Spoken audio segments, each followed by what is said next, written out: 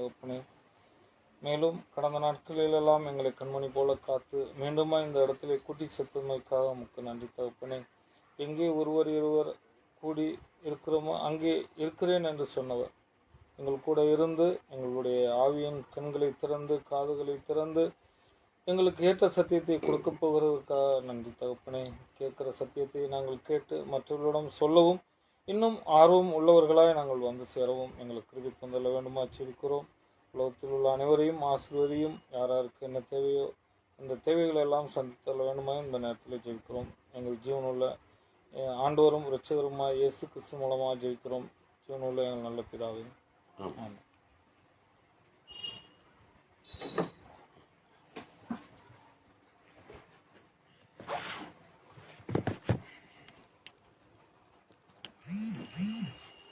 கிறிஸ்துவுக்குள் அன்புக்குரிய சகோதர சகோதரிகளே, இந்த நாளிலும் தேவனுடைய கிருபையினால தொடர்ந்து இந்த ஒரு தொடர் ஆராய்ச்சி வேத வகுப்புகளுக்கு கடைசி கால தீர்க்க தரிசனத்தின் ஒரு அடிப்படையில் இந்த ஒரு ஊழியத்தின் அடிப்படையிலும் நாங்கள் இந்த ஒரு காரியத்தை நாங்கள் எடுத்து செய்கிறோம். அந்த வகையில் கடைசி கால தீர்க்க தரிசன அப்படிங்கிற ஒரு விஷயத்தில் கடந்த சில நாட்களாக ஆசரிப்பு கூடாரத்தினுடைய காரியங்களில் நானே வழியும் சத்தியமும் ஜீவனுமா இருக்கிறேன் அப்படிங்கிற ஒரு விஷயத்தில் அந்த ஆசரிப்பு கூடாரம், மகா பரிசுத்த ஸ்தலம், பரிசுத்த ஸ்தலம், பிரகாரம் மற்றும் இஸ்ரேல் ஜனங்கள் வாழ்ந்து கொண்டிருந்த அந்த சுற்றுச்சுவரை தாண்டி வாழ்ந்து கொண்டிருந்த அந்த ஒரு விஷயத்தெல்லாம் நம்ம பார்க்கும்போது இந்த இஸ்ரேல் ஜனங்கள் அந்த ஆசரிப்பு கூடாரத்திற்குரிய ஒரு விஷயத்தில் அந்த முதல் திரையை தாண்டி பலிபீடம் தண்ணீர் தொட்டியை தாண்டி வரும்போது அங்கே பரிசுத்த ஸ்தலம் இருக்குது. அந்த பரிசுத்த ஸ்தலத்துக்குள்ளே பிரவேசிக்கிறவங்க யாருன்னு பார்த்தீங்கன்னா ஆசாரியர்கள் மட்டும், அந்த ஆசாரிய ஊழியத்தை செய்கிறவர்கள் மட்டுமே அந்த ஒரு காரியத்துக்குள்ளாக உட்படுவாங்க.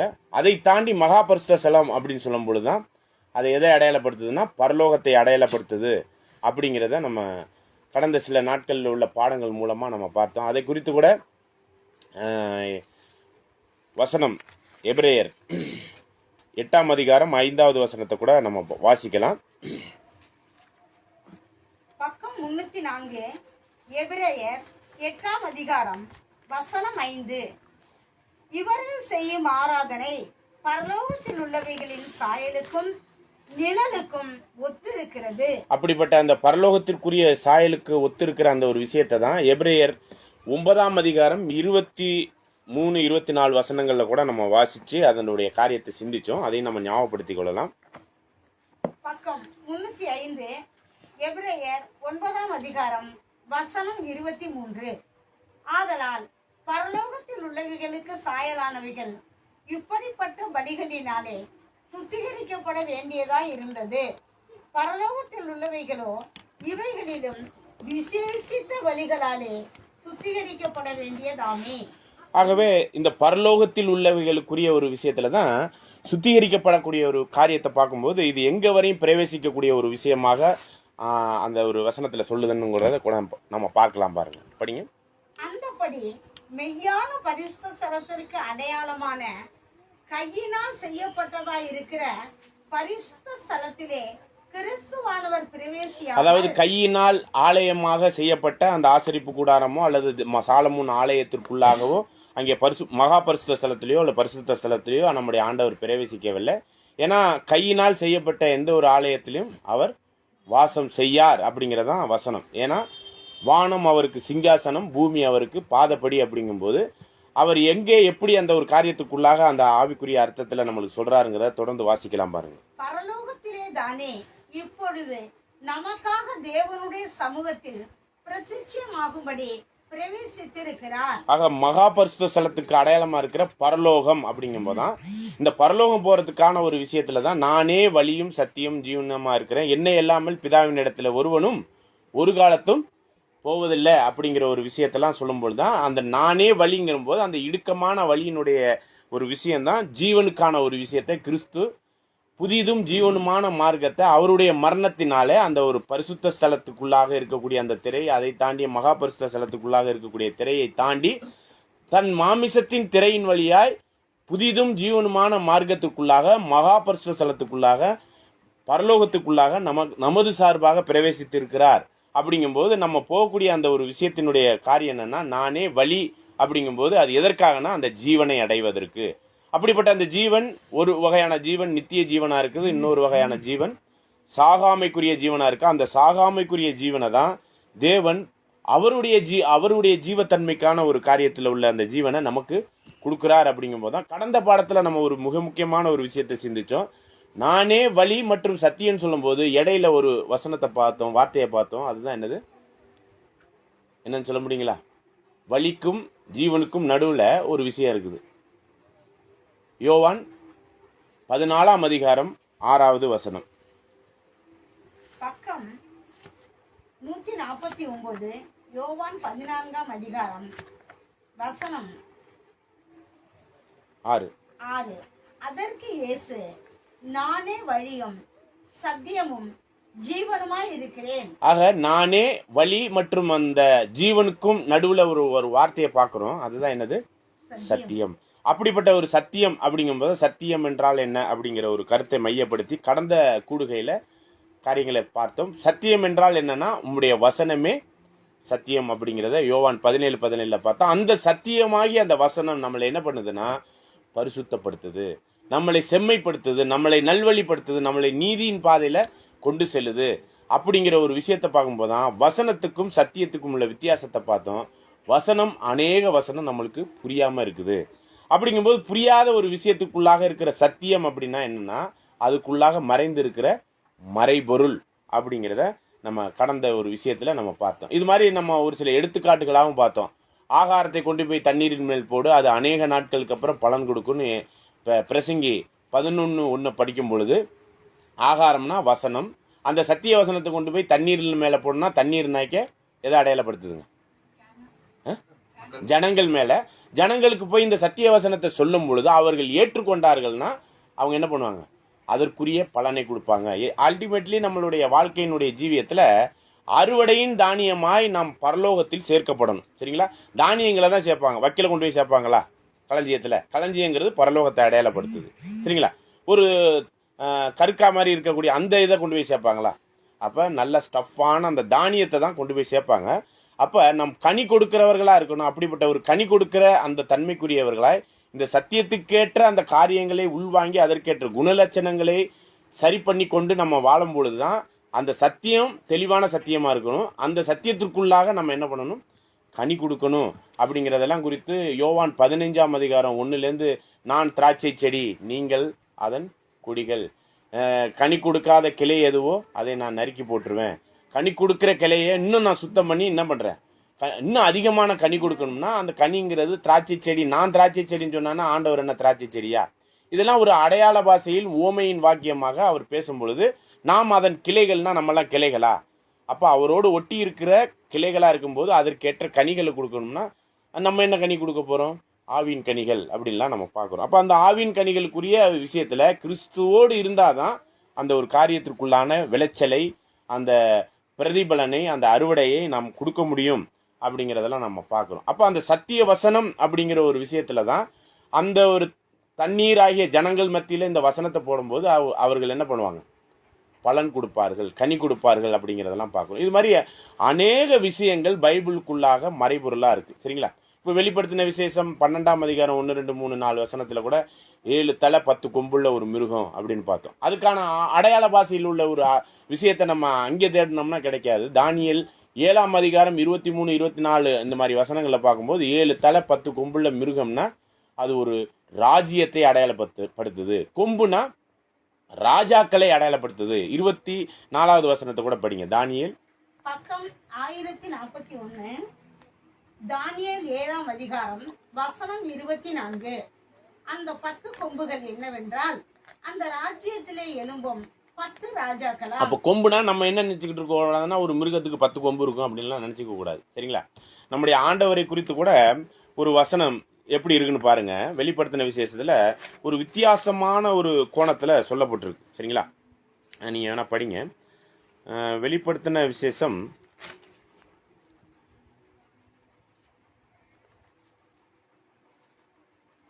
5ஆம் அதிகாரம் 6வது வசனம். பக்கம் 338, வெளிப்படுத்தின 5ஆம் அதிகாரம்.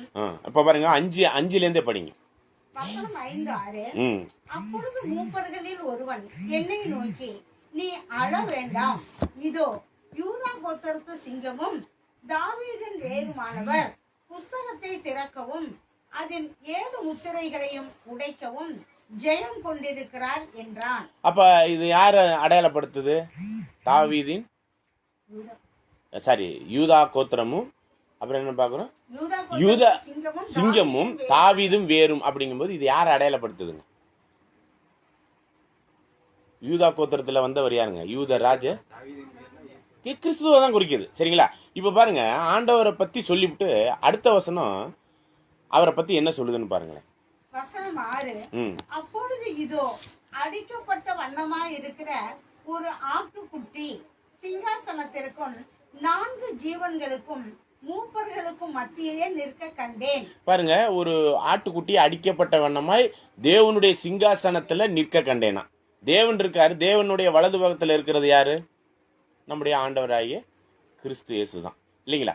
இப்ப அந்த சிங்காசனத்துல அடிக்கப்பட்ட வண்ணமா இருக்கக்கூடிய ஒரு ஆட்டுக்குட்டி நிக்குதுன்னா அது யார்? அந்த ஆட்டுக்குட்டி அப்ப சும்மா ஒரு அனுமானம் பண்ணலாம், ஆண்டவரை தான் சொல்லுது. சரிங்களா? இப்ப பாருங்க, இந்த ஆட்டுக்குட்டி எப்படி இருக்குன்னு பாருங்க. படிங்க. 4 ஜீவன்களுக்கும் மூப்பர்களுக்கும் மத்தியிலே நிற்க கண்டேன்.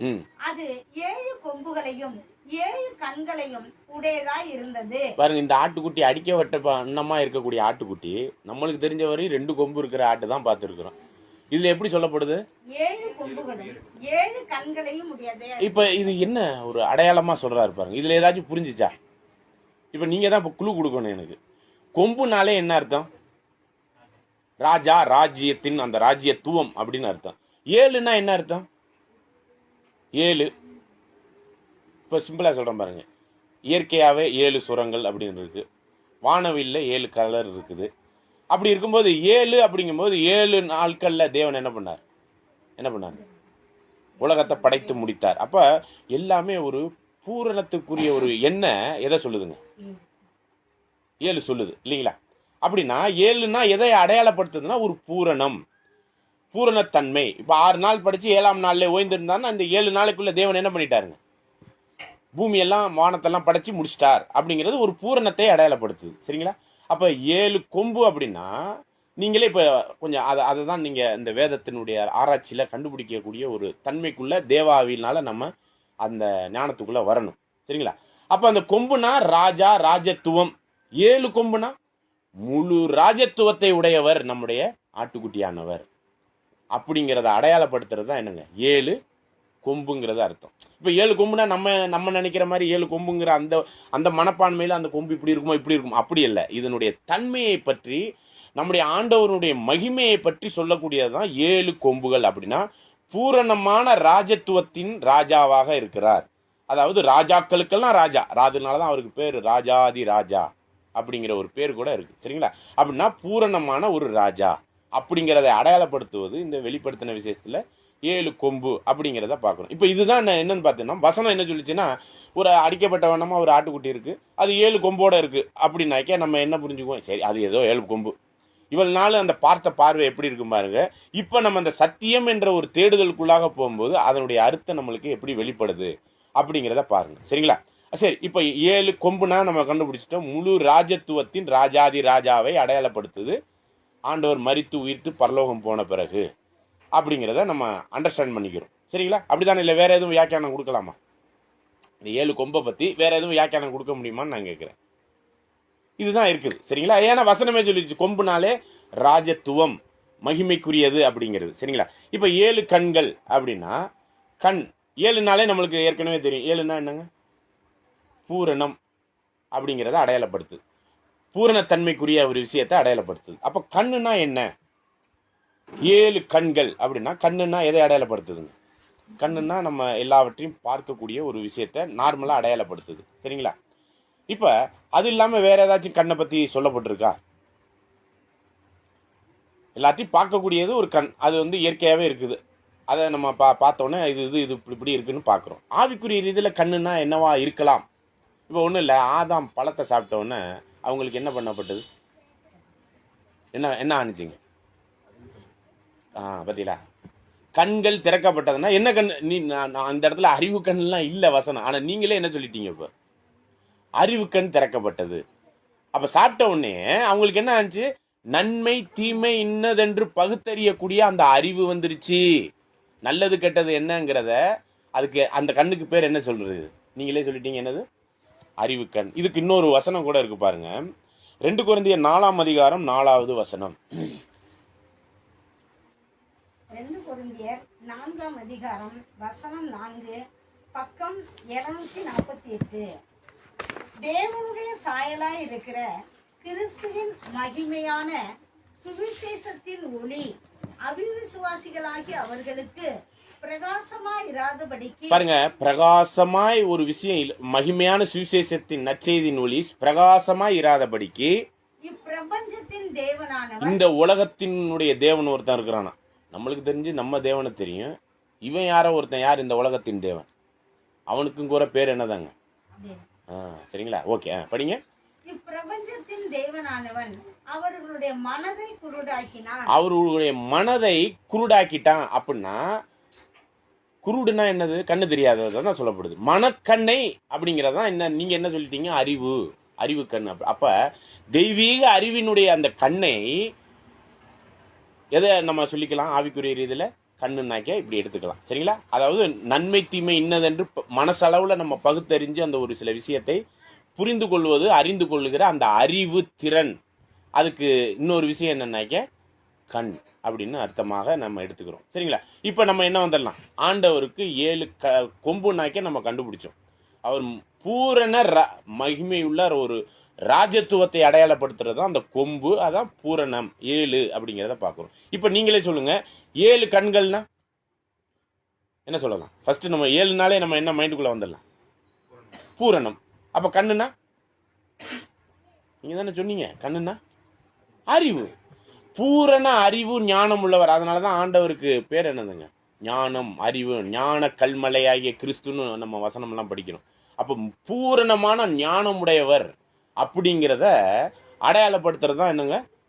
7 கண்கள். இப்ப பாருங்க, இந்த மாதிரி பைபிள் படிச்சா நம்மளுக்கு எப்படி புரியும்னு நினைச்சு பாருங்க. ஓ, இப்படிலாம் இருக்குதான்னு பாக்குறோம் இல்லையா?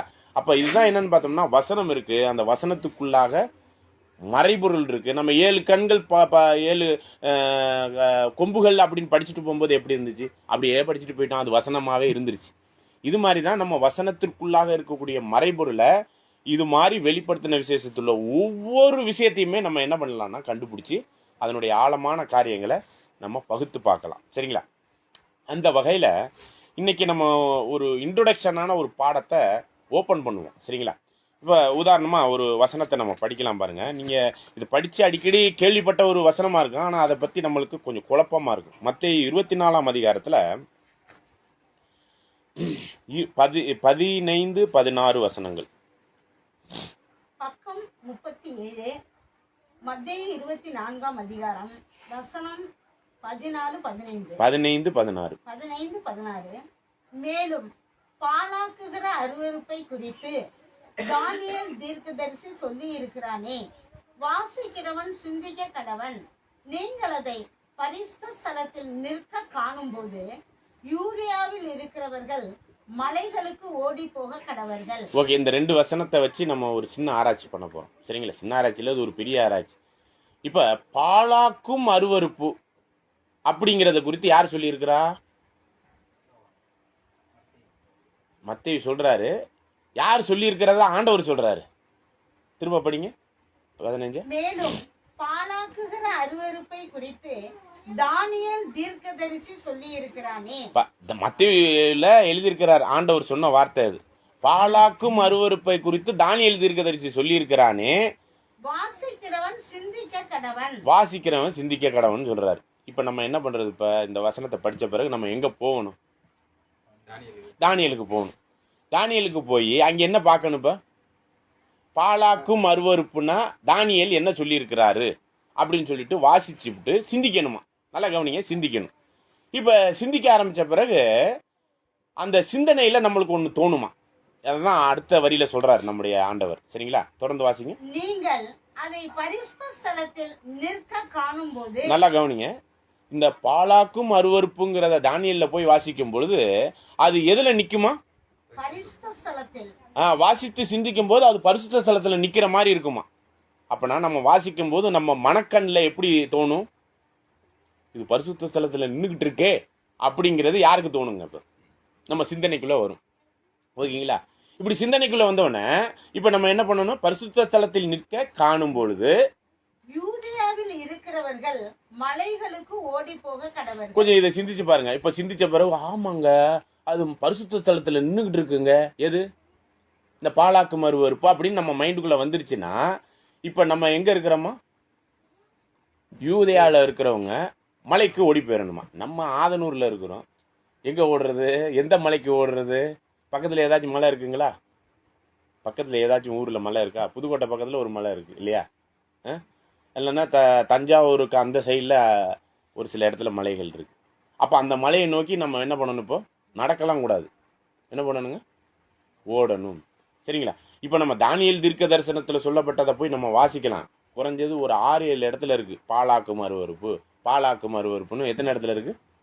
6-7 இடத்துல இருக்குது. சரிங்களா?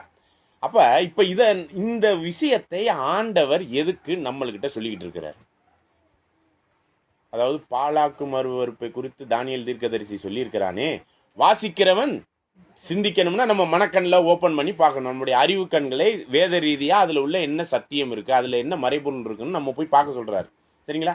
அப்படி பார்க்க சொல்கிறதனுடைய நோக்கம் என்ன? எதற்காக அதை போய் இப்படி பார்க்க சொல்கிறார்? நம்மளை எதுக்கு ஒருவேளை நம்ம யூதேயாவில் இருந்தால் மலைக்கு ஓட சொல்கிறார் அப்படிங்கிறதெல்லாம் நம்ம சிந்திக்க வேண்டியவர்களாக இருக்கிறோம். சரிங்களா? இப்படி ஓடுற காரியத்தை பற்றி கூட சொல்லும் பொழுது தொடர்ந்து நீங்கள் 19வது வசனத்தை வாசிங்க.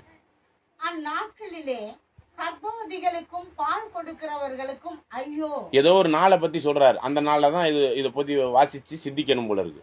அப்படி ஓடும் பொழுது கர்ப்பவதிகளுக்கும் பால் கொடுக்குறவங்களுக்கும் ஐயோ. ஏன்? வாசித்து சிந்திச்சோன்னா அந்த இடத்துல நிற்கக்கூடாது நம்ம. அதான் அர்த்தமாகுது. எங்கே நோக்கி ஓடணும்?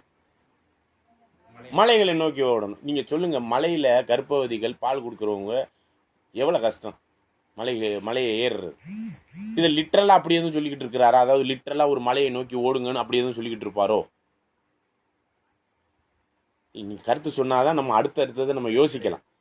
வேற ஏதோ ஒரு விஷயம் உள்ளிருக்கே இருக்குங்கிறத புரிஞ்சுக்கலாம். சரிங்களா? அதை தான் மறைபொருளாக சொல்கிறார். ஏன் இப்படி மறைபொருளாக சொல்கிறாருன்னு அவர் அப்படி தான் பேசுவார். உலக தோற்றம் முதல் உள்ள மறைபொருளை அவர் வாயில பேசுவார்.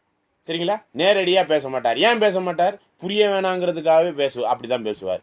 யாருக்கு புரிய வைப்பார்? போன பாடத்தில் பார்த்தோம். அது யாருக்கு மட்டும்தான் புரிய வைப்பார்? சீசர்களுக்கு மட்டும். அதுக்குரிய டெக்னாலஜி கூட சொல்லி கொடுத்தார் நம்மளுக்கு. சீசர்களுக்கு எப்படி புரிய வைப்பார்? ஒரு கேள்வி எங்கேயோ இருக்குன்னா அதுக்கான பதில் வேற எங்கேயோ இருக்கும். இப்போ பாலாக்கு மறுவறுப்பை பற்றி ஆண்டவர் சொன்ன பிறகு அதுக்கான பதில் எங்கே தேட வேண்டியிருக்கு? நம்ம தானியேல்ல போய் தேட வேண்டியிருக்கு. அப்போ ஒரு கேள்வி அங்கே இருக்குன்னா பதில் வேற ஒரு இடத்துல இருக்கு. அதை சேர்த்து பார்க்கும்போது தான் நம்மளுக்கு இந்த பாலாக்கு மறுவறுப்புனா பரிசுத்த ஸ்தலத்தில் அதை போய் நிற்குதுனாக்கி நம்ம எங்கே ஓடுறது? தொடர்ந்து வாசிக்கலாம் பாருங்க. இப்போ கர்ப்பவதிகளுக்கும் பால் கொடுக்குறவங்களுக்கும் ஐயோ, அது பெண்களுக்கு இப்போ சொன்னப்பட்டதான் நம்ம நினச்சிக்கலாம். அது பெண்களுக்கு தானா அப்படிங்கிறதையும் யோசிக்கணும். சரிங்களா? பால் கொடுக்கிறவர்களுக்கும் கர்ப்பவதிகளுக்கும் ஐயோ, பால் குடிக்கிறவங்களுக்கு அதை பற்றியெல்லாம் ஒன்றுமே இங்கே சொல்லலை.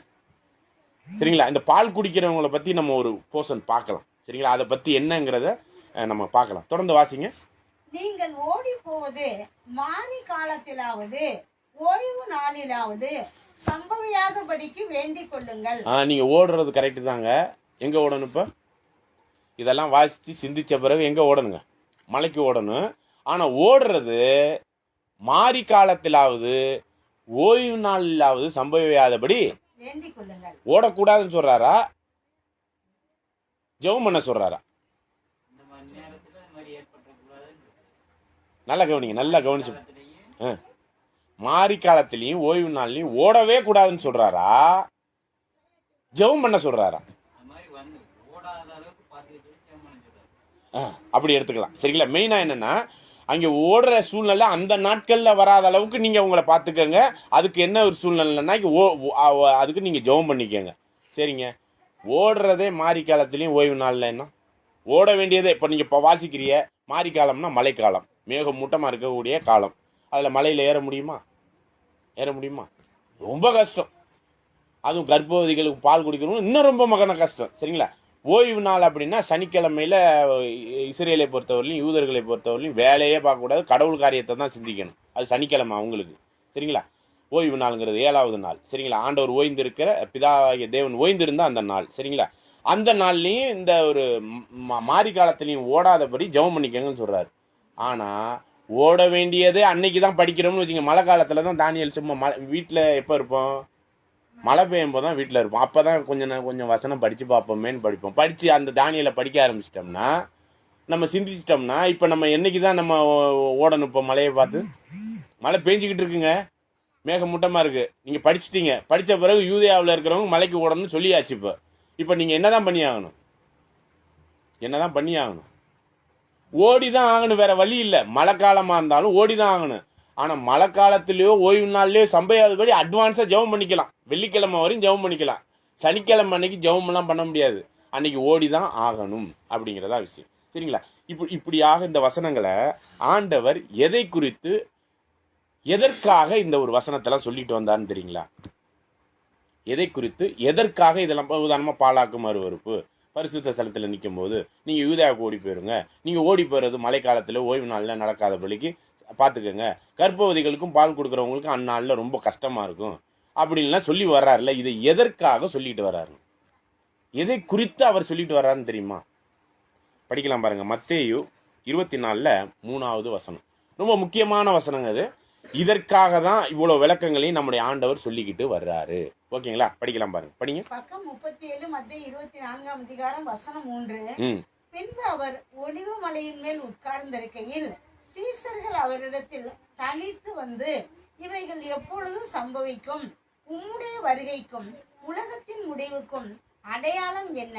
எங்களுக்கு சொல்ல வேண்டும் என்றார்கள். இப்ப சீசர்கள் எப்பயுமே ஆண்டவர்கிட்ட என்ன பண்ணுவாங்க? ஒரு சில விஷயத்த அப்படியே பொதுவாக பேசுவார்.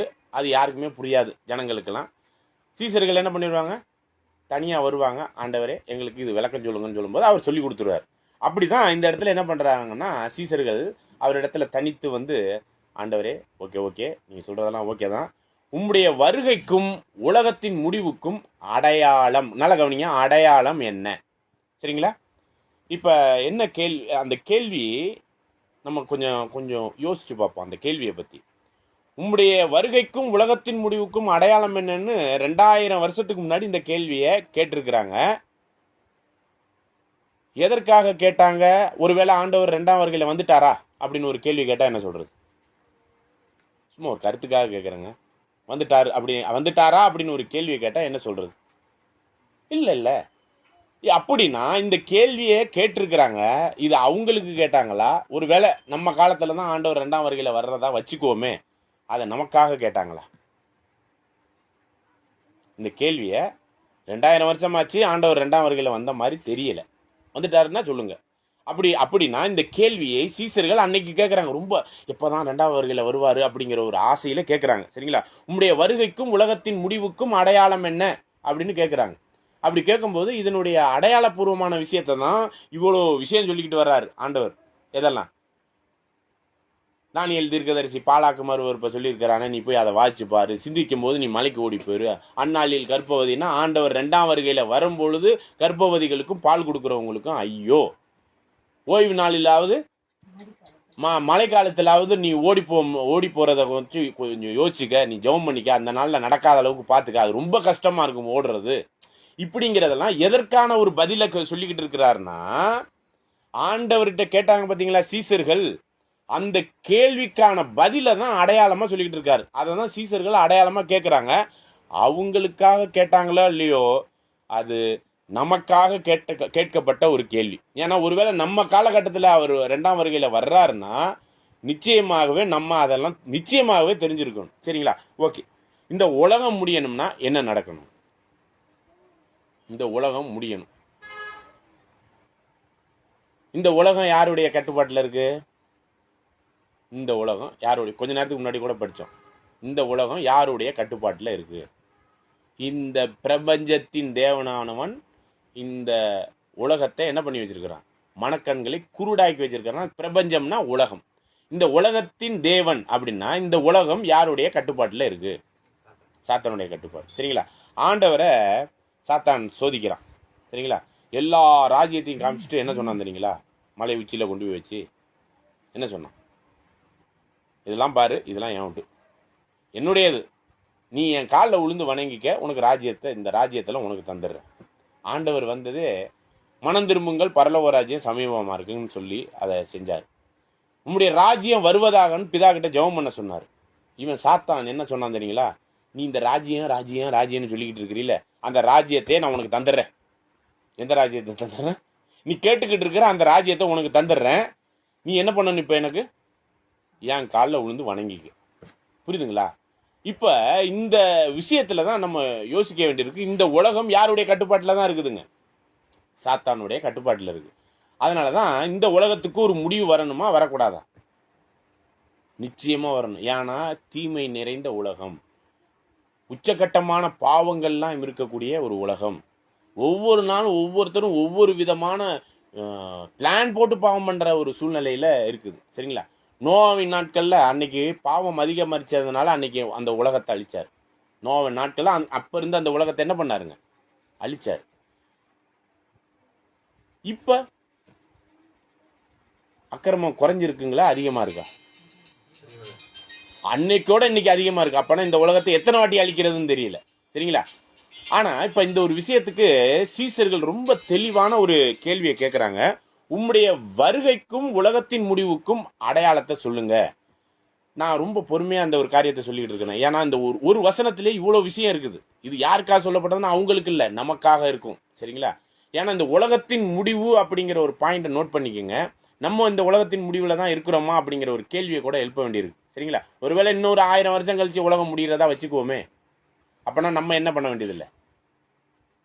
இந்த வசனத்தெல்லாம் பார்த்து கவலைப்பட்டு படிச்சு புரிஞ்சு இந்த சத்தியம் என்ன, இதுக்குள்ள ஆழமானது என்ன அப்படின்னு தெரிஞ்சுக்க வேண்டிய அவசியம் இருக்குதா? இன்னொரு 1000 வருஷம் கழிச்சு தாங்க இந்த உலகம் அழிய போகுது. அப்படி வச்சுக்கோங்களேன். இதை குறித்து நம்ம இப்போ இன்னைக்கு போய் உட்காந்து ஆராய்ச்சி பண்ணணுமா? நம்ம சாவ போறோம். ஒரு அதிகப்படியா என்னது 60-70 வருஷம் கழிச்சு நிச்சயமா சேர்த்துரும். அதுக்கு மேல உயிரோட இருந்தாலும் பூமிக்கும் பாரம், பக்கத்துல இருக்கிறவங்களுக்கும் பாரம். அப்படிதானே? உண்மை தானே? அப்ப இந்த ஒரு காரியத்தின் அடிப்படையில நம்ம இந்த உலகத்தின் முடிவு காலத்துல தான் வாழ்ந்துகிட்டு இருக்கிறோமாங்கிறத கண்டுபிடிச்சோம்னா நிச்சயமாகவே இது நம்மளுக்கான வசனங்கிறது நிச்சயமா புரிஞ்சிடும். ஓகே, இப்ப இந்த உலகம் முடியணும்னா என்ன நடக்கணும்? திரும்ப படிங்க அந்த 3வது வசனத்தை. பின்பு அவர் ஒலிவ மலையின் மேல் உட்கார்ந்திருக்கையில் சீசர்கள் அவரிடத்தில் தனித்து வந்து, இவைகள் எப்பொழுது சம்பவிக்கும்? உம்முடைய வருகைக்கும் உலகத்தின் முடிவுக்கும் அடையாளம் என்ன? எங்களுக்கு சொல்ல வேண்டும் என்றார்கள். ஓகே, இப்ப நல்லா கவனிங்க. இந்த உலகம் முடியணும்னா இந்த வசனத்துல ஒரு இன்ஃபர்மேஷன் இருக்கு. என்ன நடந்தா உலகம் முடியும்? ஒரு விஷயம் நடந்துச்சுன்னா உலகம் முடியுங்க. அது என்னன்னு இந்த வசனத்துல போட்டிருக்கிறார். உலகம் நிச்சயமா முடியும். அதுக்கான கேள்விகளை அவங்க எழுப்பியிருக்கிறாங்க. அந்த கேள்விகளுக்குள்ள ஒரு விஷயத்திலே ஒரு பதில் இருக்கு. என்ன நடந்தா உலகம் முடியும்? திரும்ப வேணா படிங்க, கொஞ்சம் பொறுமையா படிச்சு. இல்ல இந்த வசனத்துல வந்து பாருங்க, படிங்க, திரும்ப படிங்க. பின்பு அவர் ஒலிவ மலையின் மேல் உட்கார்ந்திருக்கையில் சீசர்கள் அவரிடத்தில் தனித்து வந்து, இவைகள் எப்பொழுது சம்பவிக்கும்? உம்முடைய வருகைக்கும் உலகத்தின் முடிவுக்கும் அடையாளம் என்ன? ஓகே, இந்த கடைசி 2 வரியில தான் இருக்கு அர்த்தம். இந்த உலகம் முடியணும்னா என்ன நடக்கணும்? அடையாளம் கேட்கிறாங்க. ஒண்ணு நடந்தாதான் உலகம் முடியும், வரணும். இதுதான் அந்த இன்ஃபர்மேஷன். இந்த உலகம் முடியணும்னா ஆண்டவர் என்ன பண்ணணும்? எப்போ வரணும்? 2வது வருகையில வரணும். அப்ப முதல் வருகை எப்போ வந்தாரு? 2000 வருஷம் முன்னாடி வந்தார். அவர் மனுஷீக ஜீவனோடு வந்து நம்மளுடைய பாவங்களுக்காக என்ன பண்ணாருங்க? மரிச்சு அந்த ஜீவனை கொடுத்துதான் நம்மளுக்கு பரலோகத்துக்குரிய ஒரு வழியை ஓபன் பண்ணி மகா பரிசுத்த ஸ்தலத்துக்கு போறதுக்கு புதிதும் ஜீவனுமான மார்க்கத்தை ஓபன் பண்ணிட்டார். அதற்கான வழியில சத்தியம் நம்மளுக்கு தேவை. அந்த சத்தியத்தை தான் இப்ப தேடிக்கிட்டு இருக்கிறோம். இந்த சத்தியத்தின் அறிவுபூர்வமான அந்த ஞானம் அல்லது அந்த ஒரு அறிவுபூர்வமான காரியத்துல என்ன ஒரு விஷயம்னா, ஆண்டவர் 2ஆம் வருகையில வந்தாதாங்க இந்த உலகத்துக்கு முடிவு. ஏன்னா போயிருக்கிறார் பரலோகம். போயிட்டு என்ன சொன்னார் தெரியுங்களா? நான் போய் ஸ்தலத்தை ஆயத்தம் பண்ணிட்டு பரலோகத்துல திரும்பி வந்து உங்களை கூட்டிட்டு போறாங்க போது அவர் திரும்பி வந்தாதான் இந்த உலகத்துக்கு முடிவு. அதுவரை இந்த உலகம் யாருடைய கட்டுப்பாட்டுல தான் இருக்கு. புரியுதுங்களா? ஓகே, இப்ப ஆண்டவர் 2ஆம் வருகையில வரணுமா, வரக்கூடாது? ஆண்டவர் 2ஆம் வருகையில வரணுமா, வரக்கூடாது? இப்ப நடக்கிற அந்த அக்கிரமம் அது பெருகிட்டு தான் இருக்குது. சரிங்களா? படுக்கிறது கூட இடம் இல்லாத அளவுக்கு சூழ்நிலைகள்லாம் இருக்கு டவுன்ல. ஒரு சில சிட்டில எல்லாம் போனீங்கன்னா இவ்வளவு சீட்டுக்குள்ள குடும்பமே நடத்தணும். சரிங்களா? 5க்கு 8 சைஸில் உள்ள இதில் வீடு, பீரோலு, கிச்சனு எல்லாம் அதுக்குள்ளே தான். அது மாதிரிலாம் இருக்குது சூழ்நிலைகள். அப்போ ஜனங்கள் பெருக்கிக்கிட்டு தான் இருக்கிறாங்க. அதுக்கு ஒரு புல் ஸ்டாப் வரும். ஏன்னா நீங்கள் கேட்டதுக்காக சொல்கிறேன். தேவன் ஆதாம் ஏவாளையும் படைத்து என்ன சொன்னார் தெரியுங்களா? பலுகி பெருகி பூமியை நிரப்பி ஆண்டு கொள்ளுங்கள்னு சொன்னார். இப்போ என்ன ஆகிட்டு இருக்குன்னா, ஏறக்குறைய இன்னைக்கு ஆதாம் ஏவாளும் படைக்கப்பட்டு ஒரு கணக்கு இருக்குதுங்க. இன்னைக்கு எத்தனாவது வருஷத்தில் வாழ்கிறோம்னா 6152வது வருஷத்தில் வாழ்ந்துக்கிட்டு இருக்கிறோம். ஆதாம் படைக்கப்பட்டு எத்தனை ஆதாம் படைக்கப்பட்டு எத்தனை வருஷம் ஆயிடுச்சு? இது ஒரு கணக்கு இருக்குது. பைபிள்லேருந்து எடுத்து பார்க்கலாம். சரிங்களா? அதெல்லாம் பின்னாடி பார்ப்போம். சரிங்களா? அப்போ ஆதாம்கிட்ட சொன்ன ஒரு விஷயம் என்னென்னா, பலுகி பெருகி பூமியை நிரப்பி. ஒருவேளை நிரப்பிட்டாக்கே அதுக்கப்புறம் புள்ள பிறக்காது. ஏன்னா உயிர்த்தெழுதலில் பெண் கொடுப்பனையும் இல்லை, பெண் எடுக்கிறது இல்லை. அப்போ உயிர்த்தெழுதல் நடக்க ஆரம்பிச்சு செத்தவங்கலாம் எந்திரிச்சு வர ஆரம்பிச்சிட்டாங்க அப்படின்னா மாமிசீகமாக எந்த ஒரு குழந்தையெல்லாம் பிறக்காது. எல்லாரும் எப்படி இருப்பாங்களாம்? தேவ தூதர்களை போல இருப்பாங்க. அப்போ இல்லை குழந்தை பெற்றுக் கொள்வதெல்லாம் இருக்காது. அப்போ இந்த பூமி இன்னும் நிரம்பலை. அதனால தான் இன்றைக்கும் என்ன ஆகிட்டு இருக்கு? குழந்தை பெற்றுக்கிட்டு இருக்கிறாங்க, பெருகிக்கிட்டு இருக்கு. சரிங்களா? இன்னும் இடம் நிறையா இருக்கான். அப்படி தான் தேவன் சொல்கிற மாதிரி இருக்குது. ஓகே, அதை அப்புறம் க்ளோஸ் பண்ணிக்குவோம். இது இன்ஃபார்மேஷனுக்காக சொன்னது. ஓகே, இப்போ இந்த இடத்துல ஆண்டவருடைய 2ஆம் வருகை வந்தாதான் எதற்கு ஒரு முடிவு? இப்போ இருக்கிற இந்த அக்கிரமம் நிறைந்த உலகத்துக்கு முடிவு. அதற்கான அடையாளம் என்னன்னு கேட்குறாங்க. சரிங்களா? இந்த சீசர்கள் எப்படி கேட்டிருக்கலாம் அப்படின்னு பார்த்தீங்கன்னா, இப்படி கூட கேட்டிருந்துருக்கலாம். அப்படி கேட்கல. இப்படி எப்படி கேட்டிருக்கலாம் அப்படின்னு பார்த்தீங்கன்னா, ஆண்டவரே நீங்கள் எந்த டேட்டில் வருவீங்க, அந்த டேட்டை சொல்லுங்கள் அப்படின்னு கேட்டிருக்கலாம்ல. அப்படி கேட்டிருக்கலாமா இல்லைங்களா? டேட்டை சொல்லுங்கள். ஒரு சில பேர்லாம் சாகும்போது 2 விரலில் நீட்டிக்கிட்டு இருந்தார், 2000 வருஷம் கழிச்சு வருவார். இந்த 2000 வருஷமா ஆகிப்போச்சு, வந்தாரா வரலையா ஒன்றுமே புரிய மாட்டேங்குது இல்லைங்களா? அப்போ இதெல்லாம் ஒரு சில அனுமானங்கள் இருக்குது. அதெல்லாம் இங்கே அப்படி அந்த சீசர்களே ஏன் கேட்கல அப்படிங்கும்போது நல்லா கூர்ந்து கவனிங்க.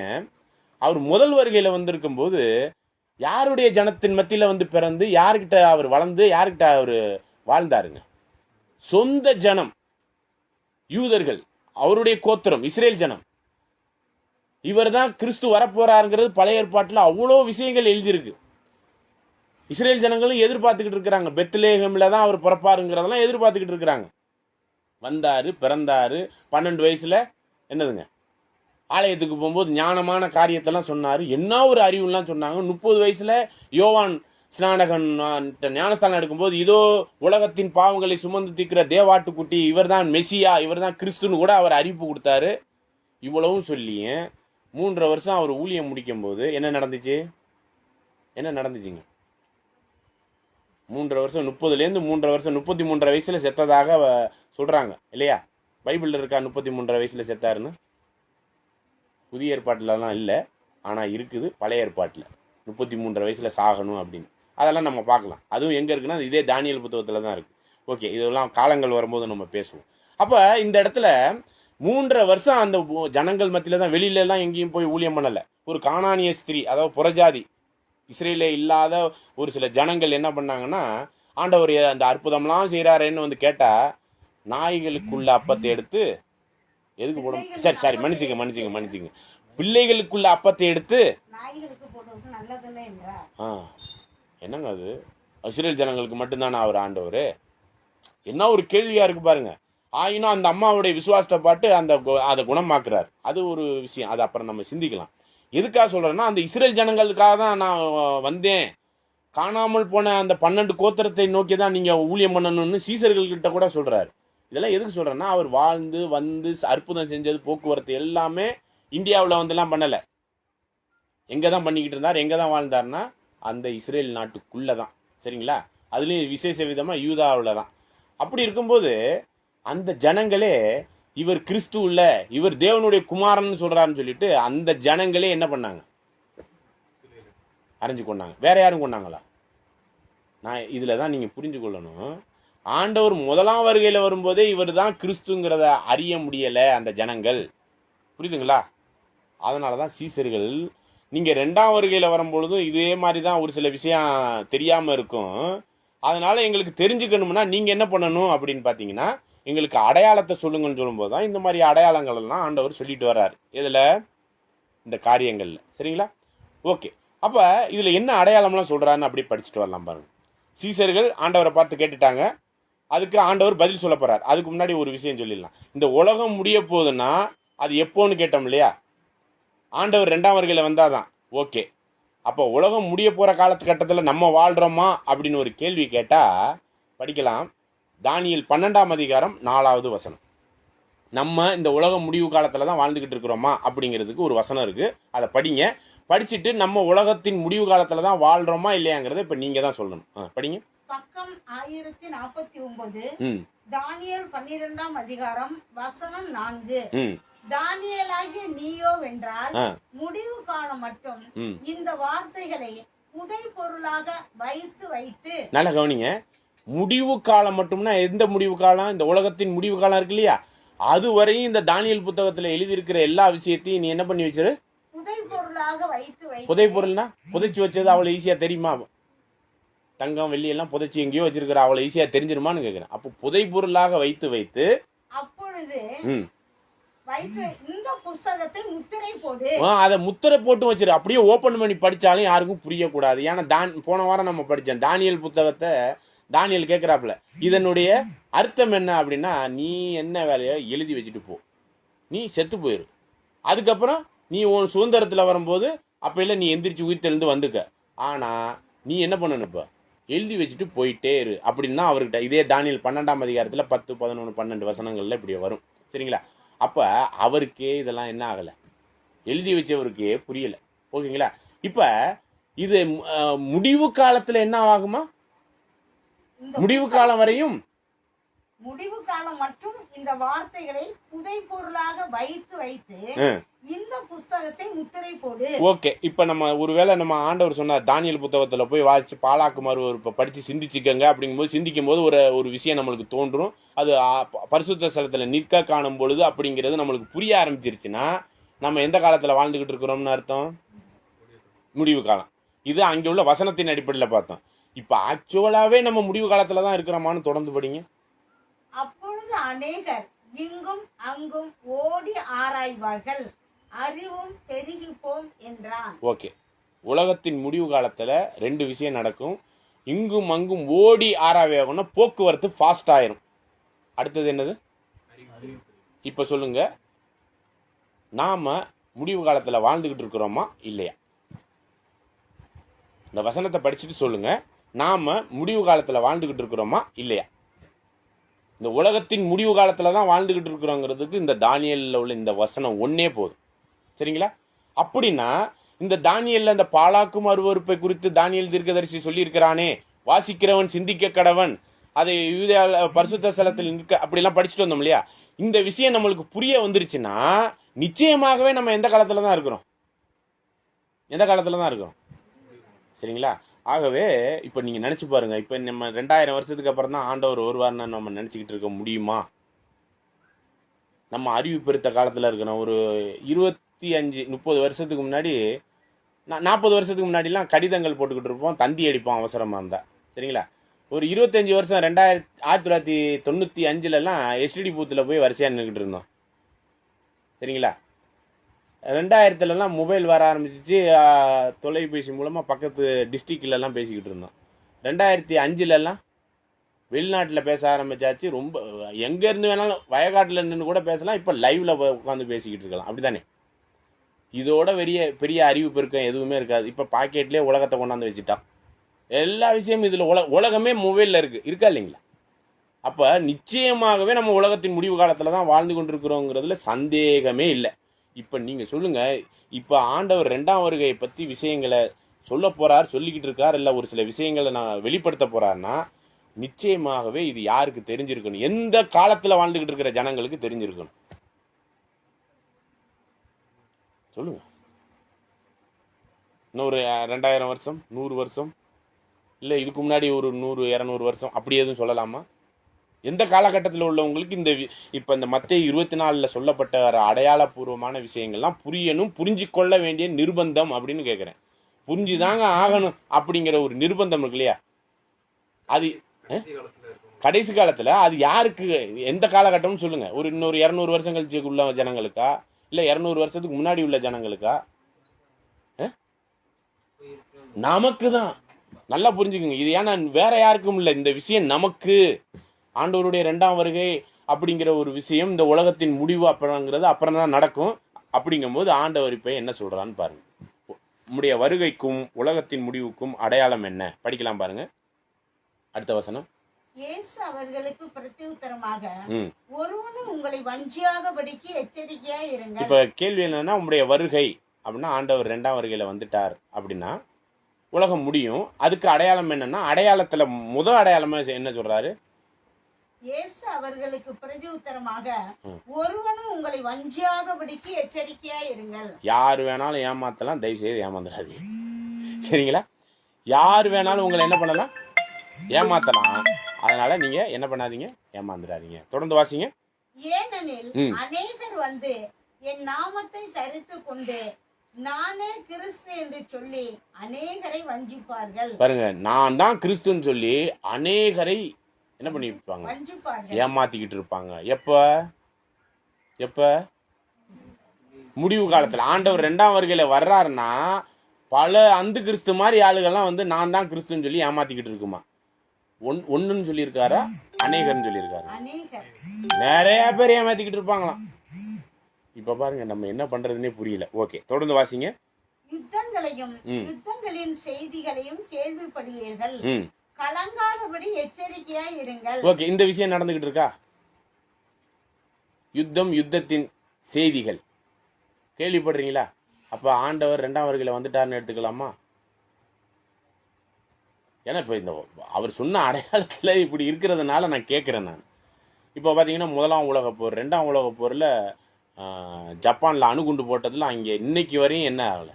ஒரு தெளிவான விஷயம் இல்லை. கோடிக்கணக்கான ஜனங்கள் செத்துருக்குறாங்க. சரிங்களா? அப்படின்னா இந்த ஒரு யுத்தத்தின் இதெல்லாம் வந்து பல வருஷங்களாகவும் நடந்துக்கிட்டு தான் இருக்குது. இப்பயும் யுத்தம் நடந்துக்கிட்டு தான் இருக்குது. இது ஒரு பெரிய அடையாளம்னு நம்மளால் சொல்லிட முடியல. ஓகேங்களா? ஓகே, தொடர்ந்து வாசிங்க. இவைகள் எல்லாம் சம்பவிக்க வேண்டியதே, ஆனாலும் முடிவு உடனே வராது. பாருங்க, முடிவுக்கான பிளானிங் தான் இந்த கேள்வியே. இந்த உலகத்துக்கான முடிவுக்கான பிளானிங்ல தான் சீசர்கள் கேட்குறாங்க. அதுக்கு ஆண்டவர் 2ஆம் வருகையில வரணும். வந்தாதான் உலகத்துக்கு முடிவு. அப்படிங்கும்போது இங்க என்ன சொல்லிட்டாருன்னா, இப்படி யுத்தத்தின் செய்தி, அநேக கிறிஸ்துக்கள்லாம் பொய் பேசிக்கிட்டு உங்களை ஏமாத்திக்கிட்டு இருப்பாங்க. இதெல்லாம் என்ன சொல்லிட்டாரு? உடனே முடிவு வந்துடாது. இந்த உலகத்துக்கு முடிவு உடனே வராது. சரிங்களா? இவைகள்லாம் வேதனைக்கு ஆரம்பம். அப்படின்னா ஆண்டவர் 2ஆம் வருகையில வந்தாருன்னா உலகம் முடியும். உலகம் முடிஞ்சிச்சுன்னா உச்சக்கட்டமான வேதனையா இருக்குமா? அப்ப ஆண்டவர் 2ஆம் வருகையில வரும்பொழுது உச்சக்கட்டமான வேதனை. அதற்கு பேர் வந்து என்னன்னு பாத்தீங்கன்னா மகா ஓத்திர காலம். இந்த உலகம் முடிய போகுதுன்னா, முடியுதுன்னு வைங்களேன், அந்த நாள்ல ரொம்ப கஷ்டமான ஒரு சூழ்நிலையா இருக்கும். அதை தான் என்ன சொல்றாருன்னா, கர்ப்பவதிகளுக்கும் பால் கொடுக்கிறவர்களுக்கும் ஐயோ அப்படின்னு சொல்லி நம்ம 19ல படிச்சோம் இல்லையா?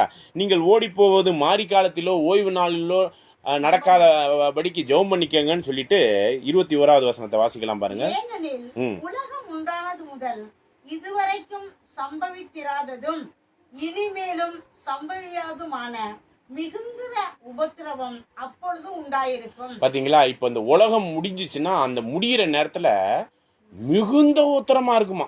அது தாங்கிக் கொள்ளவே முடியாத அளவுக்கு உத்தரமா இருக்குமா. இப்ப நடந்துகிட்டு இருக்கிற இந்த யுத்தத்தின் செய்திகள்லாம் வேதனைக்கு ஆரம்பம் தான் ஒழிஞ்சு முடிவு உடனே வராது. முடிவு ரொம்ப மோசமா இருக்கும். எப்ப நடக்குது மகா ஓத்திரங்கிற இந்த ஒரு விஷயம்? ஆண்டவர் 2ஆம் வருகையில வந்தாதான் உலகம் முடியும். உலகம் முடியும் பொழுது மகா உத்திரத்த காரியம்னு ஒன்று நடக்க போகுது. இதுதான் ரொம்ப வேதனைக்குரிய நாளா இருக்குது. இது எப்ப நடக்க போகுதுன்னா, ஆண்டவர் 2ஆம் வருகையில வந்தாதான் இந்த மகா உத்திர காலம்ங்கிற ஒரு விஷயமே நடக்கும். ஆண்டவர் 2ஆம் வருகையில வர்றது நல்லதா கெட்டதா? சொல்லுங்க. ஆண்டவர் 2ஆம் வருகையில வர்றது நல்லதா கெட்டதா? இப்படிலாம் கேள்விப்படும் போது இவர் ஏன் வர்றாருங்கிற ஒரு எண்ணம் கூட நம்மளுக்கு தோணலாம். சரிங்களா? ஓகே, தொடர்ந்து வாசிங்க 7வது வசனம். ஜனத்துக்கு விரோதமாய் ஜனமும் ராஜ்யத்திற்கு விரோதமாய் ராஜ்யமும் எழும்பும். பஞ்சங்களும் கொள்ளை நோய்களும் பூமி அதிர்ச்சிகளும் பல இடங்களில் உண்டாகும். அப்ப ராஜ்யத்துக்கு இந்தியா, சைனா, இன்னைக்கு அந்த இஸ்ரேல் நாட்டுக்கு இடையில இது மாதிரி குவைத், ஈரான், இது மாதிரிலாம் போறோம். அங்கங்க இது ரஷ்யா, அப்புறம் என்னங்க உக்ரைனா, இதெல்லாம் ஆங்காங்கே நடந்துக்கிட்டு இருக்கு. சரிங்களா? அப்போ இதெல்லாம் வச்சுக்கிட்டு நம்ம உடனே ஆண்டவர் 2ஆம் வருகையில் வந்துட்டாருன்னு எடுத்துக்கலாமா? ஓகே, தொடர்ந்து படிங்க. இவைகள் எல்லாம் பாருங்க, வேதனை பஞ்சம். நீங்கள் பார்த்தீங்கன்னா ஒரு 40 வருஷத்துக்கு முன்னாடி பஞ்சம் பிழைக்க ராமேஸ்வரத்துலேருந்து இங்கே வருவாங்க. சாப்பாட்டுக்கே வழி இருக்க, தண்ணியே இருக்காது, விவசாயமே இருக்காது, இங்கே பஞ்சம் பிழைக்க வருவாங்க. பஞ்சமும் பஞ்சத்து, அப்புறம் என்னது, நிலநடுக்கம், கொள்ளை நோய். இப்போ கொள்ளை நோய் என்ன வந்துச்சுங்க? இப்போ கொரோனா. இதே கொரோனா 2019 கொரோனாவாக வந்துச்சு. 1919 ஸ்பெயின் ஃப்ளூ அப்படின்னு சொல்லிட்டு அதுக்கும் பேர் தான் வேற வந்துச்சு. இதே கொரோனா தான் வந்திருக்கு அந்த நேரத்தில். எக்ஸாக்டாக 100 வருஷம் முன்னாடி வந்திருக்கு.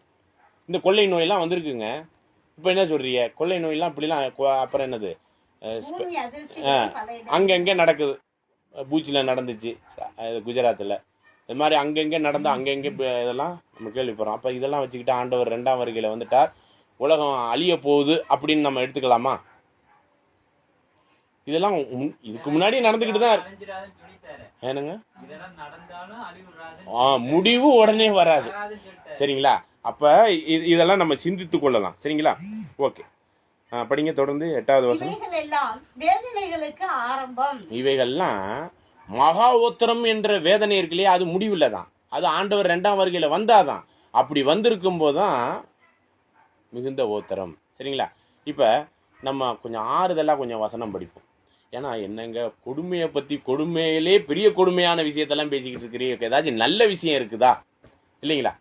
அப்படின்னு பார்க்கும்போது தான் கர்ப்பவதிகளுக்கும் பால் கொடுக்குறவங்களுக்கும் ஐயோன்னு சொல்லப்பட்டுச்சுல்ல. பால் கொடுக்குறவங்களுக்கு, பால் குடிக்கிறவங்களுக்கு ஏதாச்சும் பிரச்சனையான்னு பார்த்தீங்கன்னா அப்படியெல்லாம் எதுவும் சொல்லலை. சரிங்களா? இப்போ நம்ம பால் குடிக்கிறவங்களா இல்லை பால் கொடுக்குறவங்களான்னு தான் பார்க்கணும். சரிங்களா? ஒரு வசனம் படிங்க, கொஞ்சம் ஆச்சரியமாக இருக்கும். சரிங்களா? ஏசாயா 28:9-10. அதாவது நம்ம பால் குடிக்கிறவங்களா இருந்தால் பிரச்சனை இல்லை, அதை தான் இந்த பாயிண்ட்ல பார்க்க போகிறோம். நம்ம பால் கொடுக்குறவர்களா இருக்கக்கூடாது. ஓகே, படிங்க. பக்கம் 831, ஏசாயா 28ஆம் அதிகாரம், வசனம் 9-10. அவர் யாருக்கு அறிவை போதிப்பார், யாருக்கு உபதேசத்தை உணர்த்துவார்? அப்ப நம்ம ஏற்கனவே பார்த்தோம், வசனம் இருக்கு, அந்த வசனத்துக்குள்ளாக அறிவையும் உபதேசத்தையும் யாருக்கு புரிய வைப்பார் அப்படின்னு ஒரு கேள்வி. இப்ப படிங்க. பால் மறந்தவர்களுக்கும் முளை மறக்க பண்ணப்பட்டவர்களுக்குமே. நல்லா கவனிங்க. பால் குடி மறந்தவங்களுக்கு அறிவையும் போதனையும் தெளிவுபடுத்துவார் அப்படின்னா நம்ம பால் குடிச்சுக்கிட்டே இருக்கிறது நல்லா இருக்குமா, பால் குடி மறக்கிறது நல்லா இருக்குமா? பால் குடிக்கிறது, அதாவது என்ன, எனக்கு இப்போ 45 வயசுங்க. சரிங்களா? நான் அந்த பொட்டி பால் இருக்குல்ல, அந்த பாட்டிலில் போட்டு அதில் பாலை ஊற்றிக்கிட்டு அப்படியே ஆதனூர் மதிக்கடையிலேருந்து இப்படியே குடிச்சிக்கிட்டு பேராணி வரை நடந்து போகிறேன்னு வச்சுக்கோங்க. எனக்கு 45 வயசு. இப்போ எப்படி இருக்கும்? என்ன சொல்லுவாங்க? சிரிக்கிறது கூட என்ன சொல்லுவாங்க, இன்னும் இந்த பையன் வளரவே இல்லையா, 45 வயசாயிருச்சு, இந்த பொட்டி பாலையே குடிச்சிக்கிட்டு போகிறாப்புல. அப்படின்னா இப்போ நம்ம என்ன பண்ணணும்? பால் குடிய மறக்கணும். நான் பெரிய ஆள் ஆகிட்டேன்னா பெரிய ஆளுக்குரிய விஷயத்தில் செயல்படணும். பால் குடிக்கிற மாதிரியே இருக்கக்கூடாது. புரியுதா இல்லைங்களா? அப்போ நம்ம பால் குடிக்கிறவர்களா இருக்கிறோமா அப்படிங்கிறத பார்க்கும்போது தான், நீங்கள் பால் குடிக்கிறத மறங்க, அப்போ எல்லாம் உங்களுக்கு நான் உபதேசத்தையும் இந்த ஆழமான சத்தியத்தையும் நான் புரிய வைக்கிறேன் அப்படின்ட்டார். சரிங்களா?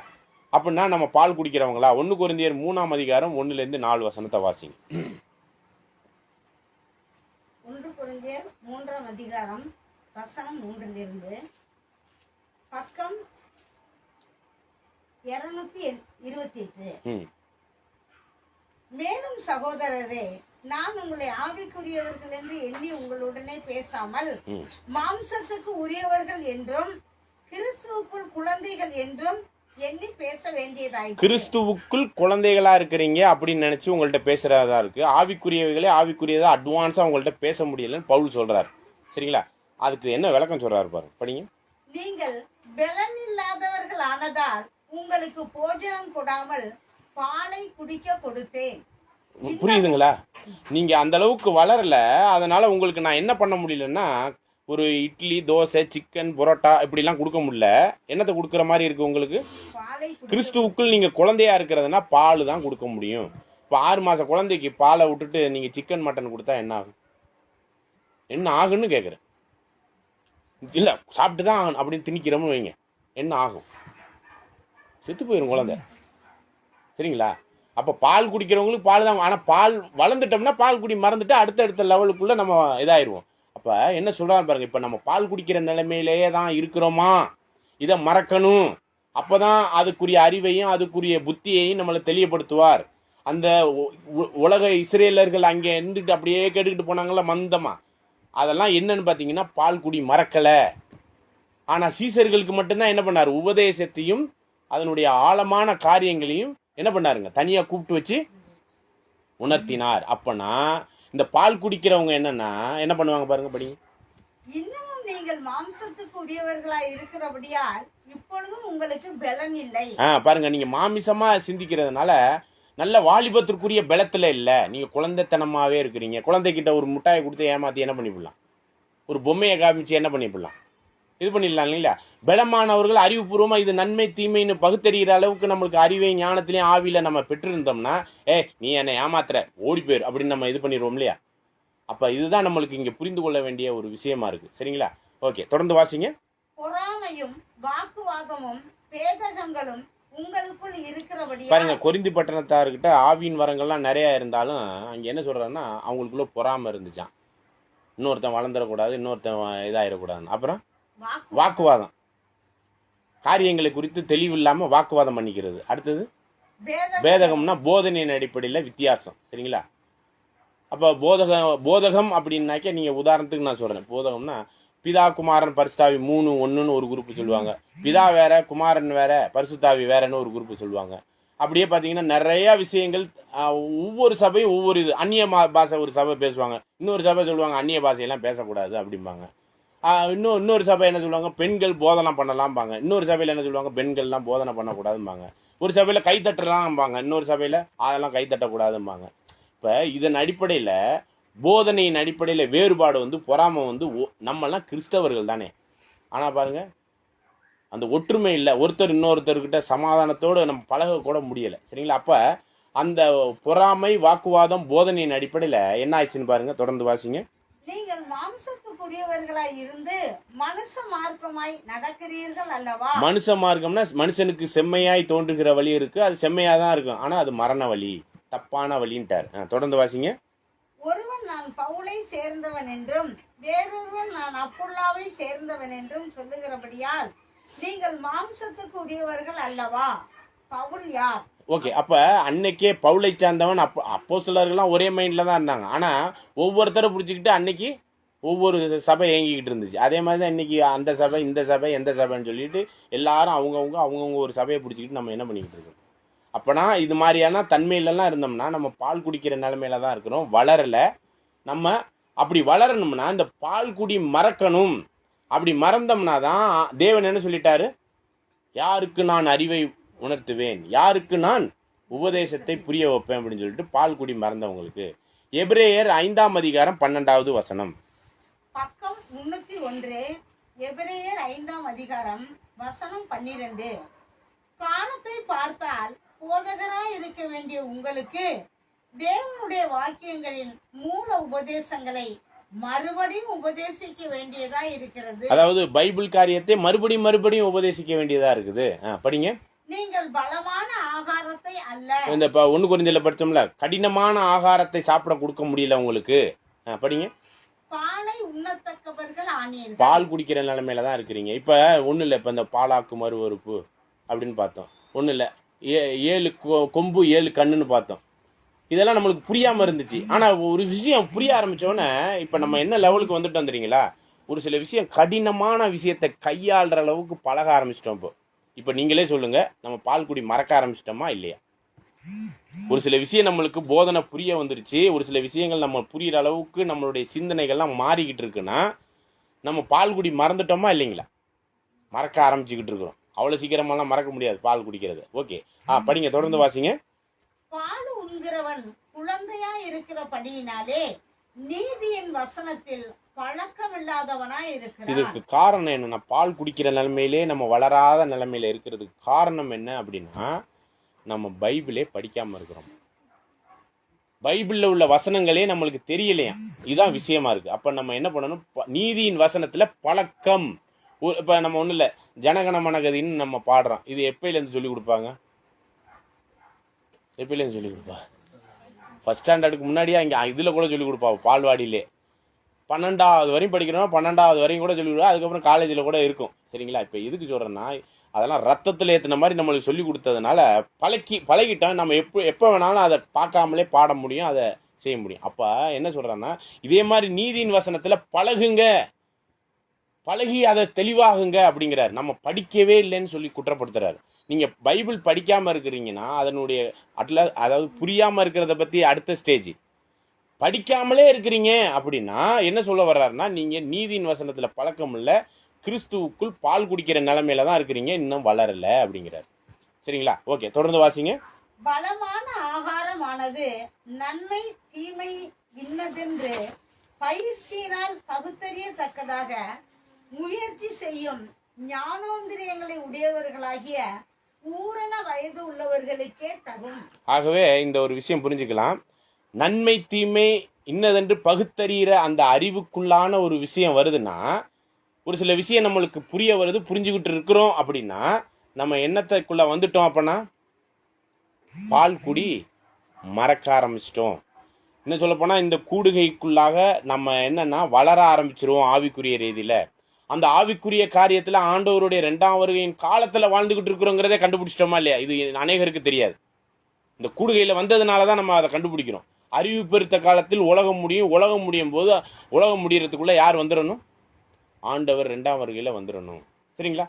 ஓகே. இப்போ இப்படி தாங்க நம்ம பைபிளுக்குள்ளாக இருக்கக்கூடிய அநேக விஷயத்தை தெளிவாக புரிந்து கொள்வதற்கு தேவன் ஒரு அற்புதமான ஏற்பாடை நம்மளுக்கு கொண்டாந்து வச்சு இதை புரிய வச்சுக்கிட்டு இருக்கிறார்.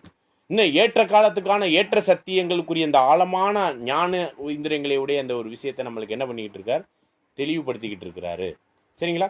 ஓகே. இப்போ அந்த வகையில் தான் நம்ம தொடர்ந்து இந்த ஒரு கூடுகைக்குள்ளாக ஆழமான இந்த ஒரு விஷயத்தெல்லாம் புரிந்து அதற்கேற்ற குழந்தைத்தனத்தை விட்டு ஆவிக்குரிய ரீதியில் நம்ம வளரணும்.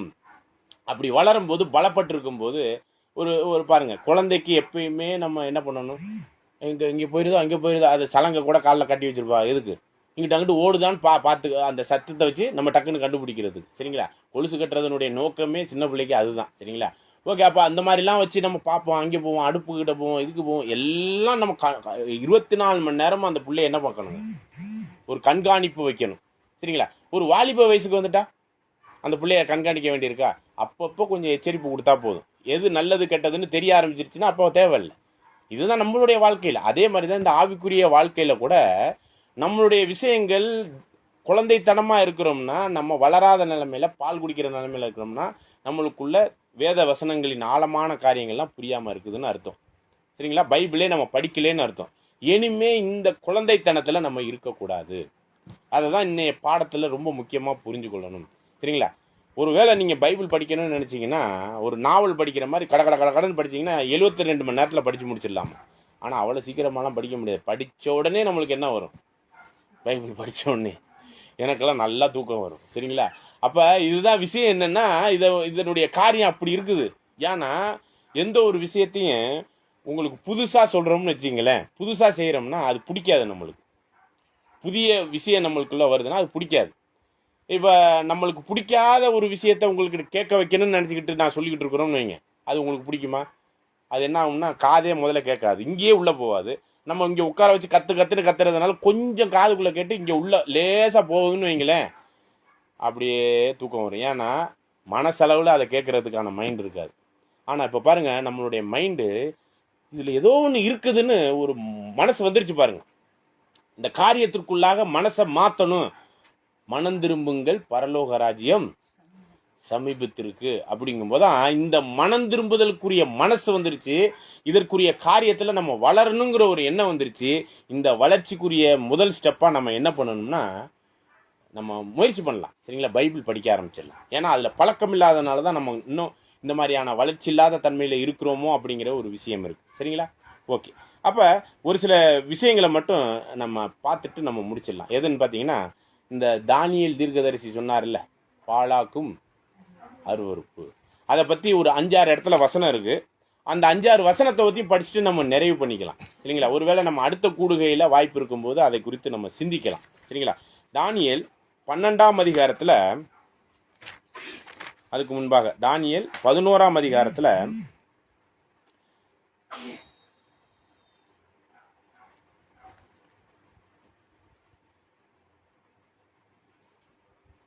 ஓகே 12 படிங்க. 12ல் 11 படிங்க.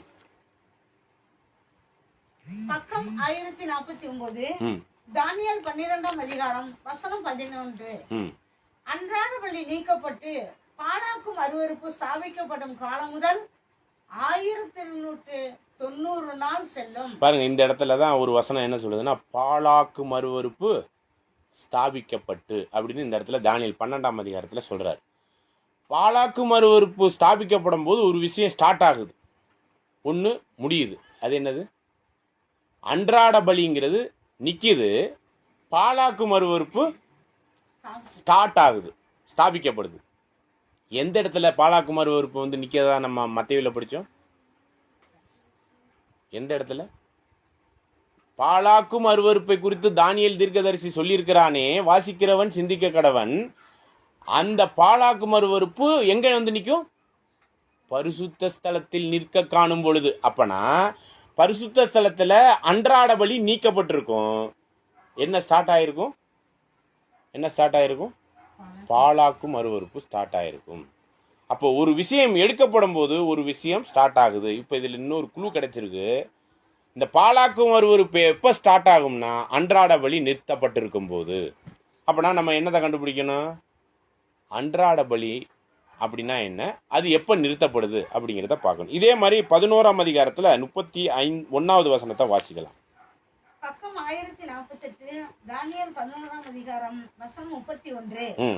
ஆனாலும் அவனிடத்திலிருந்து புறப்பட்ட சேனைகள் எழும்பி அரணான பரிசுத்த ஸ்தலத்தை பரிசுத்த குலைச்சலாக்கி. அரணான பரிசுத்த ஸ்தலத்தை பரிசுத்த குலைச்சலாக்கி அப்படின்னா பரிசுத்த ஸ்தலத்துல தான் பரிசுத்த குலைச்சலாகணும், அன்றாட பலி நீக்கப்படணும். பாழாக்கும் அருவருப்பு சாவக்கப்படும் போது என்ன அது? என்ன அந்த வசனம் என்ன சொல்லுதுங்க? அந்த வரி அரணான பரிசுத்த ஸ்தலத்தை பரிசுத்த குலைச்சலாக்கி அப்படிங்கிற ஒரு விஷயம் நடக்கிறத சொல்றாரு. படிங்க. அன்றாட பலியை நீக்கி பாழாக்கும் அருவருப்பை அங்கே வைப்பார்கள். அங்கே கொண்டு போய் வைப்பாங்க. அன்றாட பலியை நீக்கிட்டு பாழாக்கும் அருவருப்பை அப்படின்னு இன்னொரு வசனத்தை நம்ம பார்க்கிறோம். இதே மாதிரி தானியேல் 9ஆம் அதிகாரத்துல 27வது வசனத்துல நம்ம வாசிக்கிறோம். வாசிங்க. பக்கம் 1045. தானியேல் 9ஆம் அதிகாரம் வசனம் 27. அவர் ஒரு வாரம் அளவும் அநேகருக்கு உடன்படிக்கையை உறுதிப்படுத்தி அந்த வாரம் பாதி சென்ற போது பலியையும் காணிக்கையையும் ஒளிய பண்ணுவார். அருவருப்பான செட்டைகளோட பாழாக்குகிறவன் வந்து இறங்குவான். பாருங்க, ஏதோ ஒரு விஷயத்த பலி காணிக்கையெல்லாம் நிறைவு பண்ணுவாராம். இது வந்து நம்முடைய ஆண்டவரை பத்தி சொல்லியிருக்கு. முதலாம் வருகையில இப்படி வந்து நிறைவு பண்ணுவார், எல்லாத்தையும் சிலுவையில பலி செலுத்தி அதெல்லாம் முடிச்சிருவார். ஆனா என்ன நடக்குமா? பலியையும் காணிக்கையும் ஒளிய பண்ணுவார். அருவருப்பான ரெக்கையோட பாழாக்குறவன் வந்து இறங்குவான். எங்க வந்து இறங்கி நிப்பான்? அப்ப அவன் எந்த இடத்துல அங்க வர்றது? பரிசுத்த ஸ்தலத்துல. சரிங்களா? பாருங்க, ஒவ்வொரு வசனத்துல ஒவ்வொரு இன்ஃபர்மேஷன் கிடைக்குது. ஒரு இடத்துல என்ன அன்றாட பலி நீக்கப்பட்டிருக்குங்கிறாப்புல, இன்னொரு இடத்துல பார்த்தீங்கன்னா ரெக்கையோட அந்த பாழாக்குறவன் வருவான் அப்படின்னு. எங்க வந்து நிற்பான்? பரிசுத்த ஸ்தலத்துல வந்து நிற்பான். சரிங்களா? அன்றாட பலி நீக்கப்பட்டிருக்கு. இன்னொரு வசனம் படிக்கலாம் பாருங்க. தானியேல் 8ஆம் அதிகாரத்துல 11வது வசனம், அதாவது 9லேருந்தே படிங்க. தானியேல் 8ஆம் அதிகாரம் வசனம் 9, பக்கம் 1042. அவைகளில் ஒன்றிலிருந்து சின்னதான ஒரு கொம்பு புறப்பட்டு, ஏதோ ஒரு ஒன்னுல இருந்து சின்னதா ஒரு கொம்பு, அது வந்து ஒரு ஆடை பத்தி சொல்லப்படுது. அந்த ஆட்டுல இருந்து ஒரு சின்ன கொம்பு வருதான். சின்ன சின்ன கொம்புனாலே நம்மளுக்கு தெரிஞ்சிருப்போம் இல்லைங்களா? நம்ம ஐடியா என்னங்க? சின்ன கொம்பு இல்லைன்னா கொம்புனா என்ன அர்த்தம்? ராஜா. அதுல எழும்புற ஒரு ராஜா. ஓகே, இதை மைண்ட்ல வச்சுக்குவோம். சரிங்களா? மைண்ட்ல வச்சுக்குவோம். இந்த சின்ன கொம்பு என்ன பண்றாப்லன்னு பாருங்க. படிங்க. தெற்குக்கும் கிழக்குக்கும் எதிராகவும் சிங்காரமான தேசத்துக்கு நேராகவும் மிகவும் பெரிதாயிற்று. அந்த சின்ன கொம்பு ரொம்ப பெருசாயிருச்சுன்னா என்னது? பெரிய ராஜாவாயிருச்சு. சின்ன கொம்பா இருந்துச்சு, அது என்ன ஆயிடுச்சு? பெருசாயிருச்சுன்னா அது அர்த்தம் புரிஞ்சுக்க வேண்டியதுதான். பெரிய ராஜாவாயிருச்சு. படிங்க. அது வானத்தின் சேனை பரியந்தமும் வளர்ந்து பாருங்க, அது வானசேனைனா பரலோகம் வரையும் அந்த கொம்பு வளர்ந்து அந்த ராஜரீகத்தை தன்னுடைய கட்டுப்பாட்டுல வச்சு பரலோகம் வரையும் கூட தன்னை ஒசத்திக்குது இந்த சின்ன கொம்பு. ஓகே, படிங்க. அதில் சேனையாகிய நட்சத்திரங்களில் சிலவற்றை பூமியிலே விழப்பண்ணி. பாருங்க, சேனைகளில் உள்ள சில பரலோகத்தில் உள்ள சேனையில் உள்ள நட்சத்திரத்தை சிலவற்றை கீழே தள்ளிச்சு. இதை வந்து நான் அப்புறம் பார்க்கலாம், அந்த நட்சத்திரங்கிறத அப்புறம் பார்த்துக்கலாம். தொடர்ந்து வாசிங்க. அது சேனையினுடைய அதிபதி பரியந்தமும், அதாவது சேனைகளின் அதிபதினா நம்முடைய ஆண்டவருக்கு நிகராய் அந்த சின்ன கொம்பு என்ன பண்ணிச்சான்? தன்னை உயர்த்தி. பாருங்க, சேனைகளின் அதிபதி நம்முடைய ஆண்டவருக்கு நிகராய் அந்த சின்ன கொம்பு ஒசத்தி கொண்டது. இதெல்லாம் படிக்கும்போது என்னடா அது நடக்குதுங்கிற மாதிரி இருக்குது. பாருங்க, படிங்க. அவரிடத்திலிருந்து அன்றாட பலியை நீக்கிட்டு. பாருங்க, அப்ப இந்த சின்ன கொம்பு எங்க போய் உட்காந்துச்சு? அந்த உட்கார்ற நேரத்துல என்னத்தை எடுத்துருச்சு?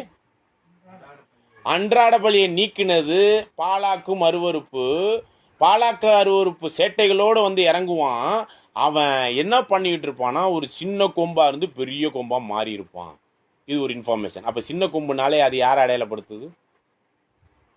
பாலாக்கும். புரியுதுங்களா?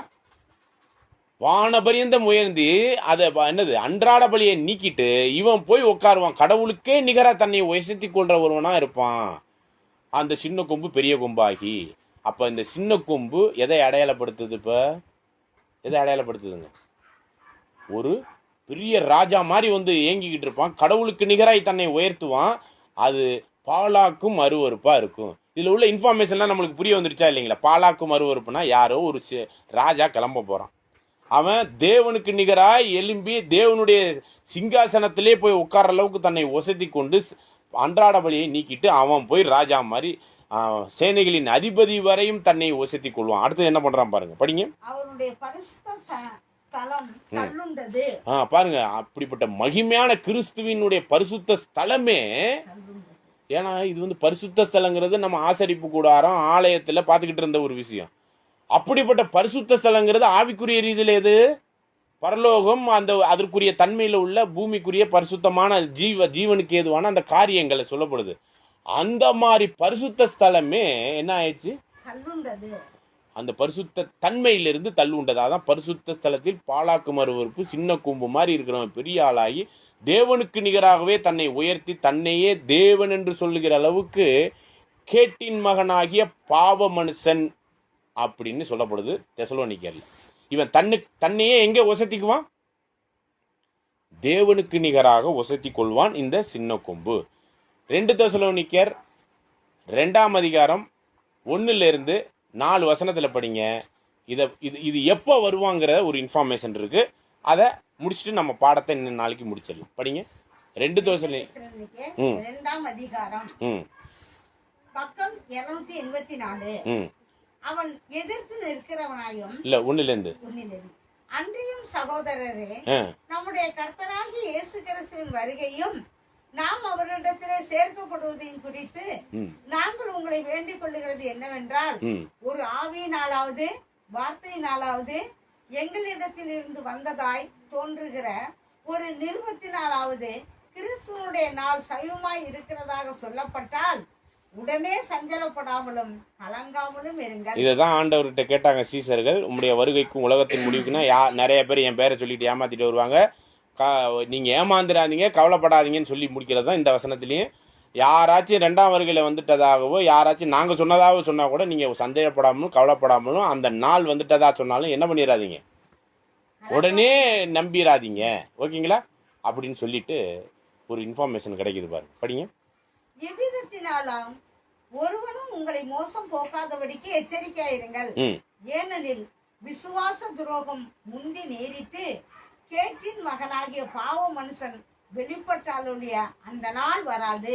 கேட்டின் மகனாகிய பாவமான ஒரு மனுஷன் வெளிப்பட்டாலுடைய அந்த ஒரு ஆண்டவருடைய 2ஆம் வருகை அந்த நாள் வருவாது. அப்ப நான் தானியேல் கிட்ட சொன்னார்ல போய் வாசிங்கன்னு, அந்த கேட்டின் மகனாகிய பாவ மனுஷனாகிய அந்த சின்ன கொம்பாகிய பாலாக்கும் அருவருப்பு தேவனுக்கு நிகராகவே தன்னை ஒசத்தி கொள்வான். அவன் வந்தாதான் யார் வர முடியும்? யார் வர முடியும்? ஆண்டவர் 2ஆம் வருகையில வர முடியும். இது ஒரு இன்ஃபர்மேஷன். ஆண்டவர் 2ஆம் வருகையில வரணும்னா யார் ஃபர்ஸ்ட் வரணும்? கேட்டின் மகனாகிய பாவ மனுஷன் இந்த சின்ன கொம்பு இந்த பாலாக்கும் அருவருப்பு வரணும். அவன் விசுவாச துரோகம் பண்ணுவான் அப்படின்னா இந்த பைபிள் சத்தியத்தெல்லாம் கீழே தள்ளிட்டு பொய்யான விஷயத்தெல்லாம் எல்லார் மத்தியிலையும் சொல்லிக்கிட்டு இருப்பான். பொய்யான போதனையில தான் உலகத்தையே வழி நடத்திக்கிட்டு இருப்பான். தொடர்ந்து வாசிங்க. அவன் எதிர்த்து நிற்கிறவனாயும் தேவன் எண்ணப்படுவது எதுவோ ஆராதிக்கப்படுவது எதுவோ அவை எல்லாவற்றிற்கும் மேலாக தன்னை உயர்த்துகிறவனாயும் தேவனுடைய ஆலயத்தில் தேவன் போல உட்கார்ந்து தன்னைத்தானே தேவன் என்று காண்பிக்கிறவனாயும் இருப்பான். இப்ப புரியுதுங்களா? ஆண்டவர் 2ஆம் வருகை குறித்து சொல்லும் பொழுது தானியேல் தீர்க்கதரிசியில போய் வாசிங்கன்னு சொன்னதனுடைய நோக்கம் புரியுதா? இந்த பாலாக்கு மறுவறுப்பு பரிசுத்த ஸ்தலமாகிய தன்னையே தேவனுக்கு நிகராய் இந்த கேட்டின் மகனாகிய பாவ மனுஷன் வெளிப்பட்டால் ஒழிய அந்த நாள் வராது. அவன் தன்னையே தேவனுக்கு நிகராய் எங்க போயிருப்பான்? தேவனுடைய ஆலயத்திலே தேவன் போல உட்கார்ந்துருப்பான். இந்த நிகழ்வு நடந்தாதான் யார் வர முடியும்? யார் வர முடியும்? ஆண்டவருடைய 2ஆம் வருகை. திரும்ப வந்துருங்க. அது முடிஞ்சிருச்சாமா அந்த வசனம்? தானியேல் 12வது வசனம் இருக்கு. நீங்க 11 12 திரும்ப படிங்க. இதோட நம்ம க்ளோஸ் பண்ணிக்குவோம். பக்கம் 1042. தானியேல் 8ஆம் அதிகாரம் வசனம் 11 மற்றும் 12. அது சேனையினுடைய அதிபதி பரியந்தமும் தன்னை உயர்த்தி. பாத்தீங்க, அதான் அந்த கேட்டின் மகனாகிய பாவ மனுஷன் வெளிப்பட்டால் ஒழிய அந்த நாள் வராது. அவன் எங்க வரையும் உசத்துவான்?